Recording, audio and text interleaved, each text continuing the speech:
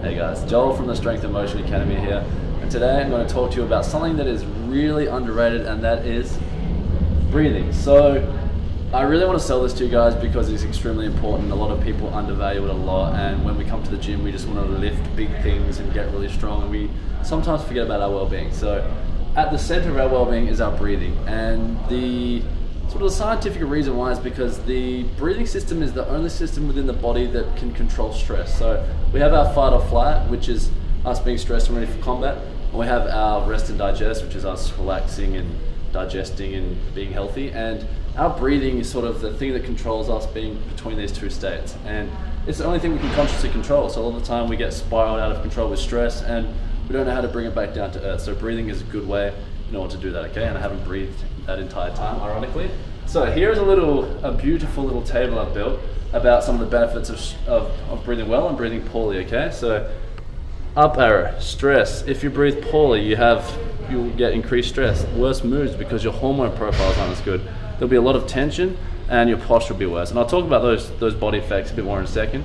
And vice versa, on the happy side, we see less stress levels, increased mood, less tension, and better health. And that's for a various amount of reasons, and I will illustrate those a little bit more in the article. So I'm gonna give you only maybe 2.5, 3 things today, because no one really loves to do this, but when you do it and just give it a shot, you'll see the benefits. So run over here.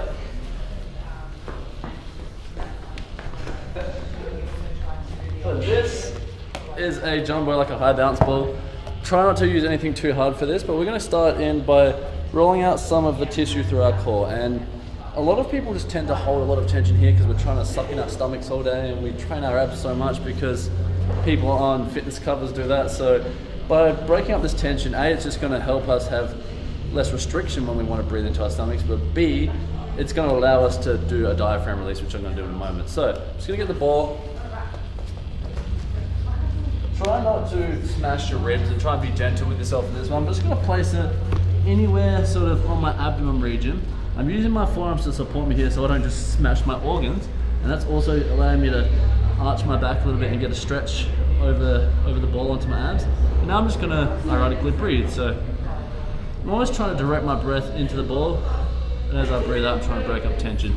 And you can take as much time as you need, finding any sore spots, and just alleviating tension to that whole area so that this is loose. So that's the first thing we're gonna do. Second thing, actually to modify the function of our primary breathing muscle, the diaphragm. And it's one of the muscles we rarely talk about, but it's almost like a dome that sits within our rib cage, okay? And when we take a belly breath in, the diaphragm comes down, and when we exhale, it comes up. A lot of people's diaphragms are stuck here, and when that happens, we become a chest breather or a neck breather, and then you see a lot of neck tension. All of this stuff gets jacked up, we end up in postures like this, and it can create a lot of other bad effects. So quickly, we're gonna make our hand into a blade or a nice soft massage tool. I'm gonna place, this is weird guys, so see how you go. We're gonna place our fingers under our ribs, avoiding where my six-pack abs are. So my six-pack abs are there, I'm coming around to the side a little bit. Then I'm gonna use my wrist as a pivot point, my leg, and just impale my sole, okay? From here, I'm just gonna practice some breathing. So I'm gonna use my finger as feedback. I'm gonna breathe in, and I'll just sort of show you what's happening underneath there, guys. As I pull air in through my nose, it's gonna hit my fingers. I'll see if there's any tension there. I can look around a little bit, and as I exhale, it'll retreat away. I'm just gonna perform that for a couple of breaths on each side, being gentle with myself, okay? Finally, I'll do both sides. Right side's always tighter, so be careful there. Finally, I'll just get you guys to jump in your bed, on your couch, on a mat, and just practice breathing. Like, a lot of us breathe so poorly that we do need to practice it. So I'm just gonna get you to lay on your back, legs bent, hands down by your sides, or on your tummy. This just means everything's nice and relaxed. I'm just gonna start by exhaling. A lot of us live in a flared rib cage world, and the diaphragm doesn't work here, so start with an exhale to get your ribs down, and then use your hands to sort of direct your breath, and try and breathe into your stomach, okay? Then a big full exhale throughout the mouth. I'd recommend you do this in maybe a 3 to 4 second inhale, 5 to 8 second exhale. Just practice feeling what it's like to breathe down there, and that's all for today. Thanks guys.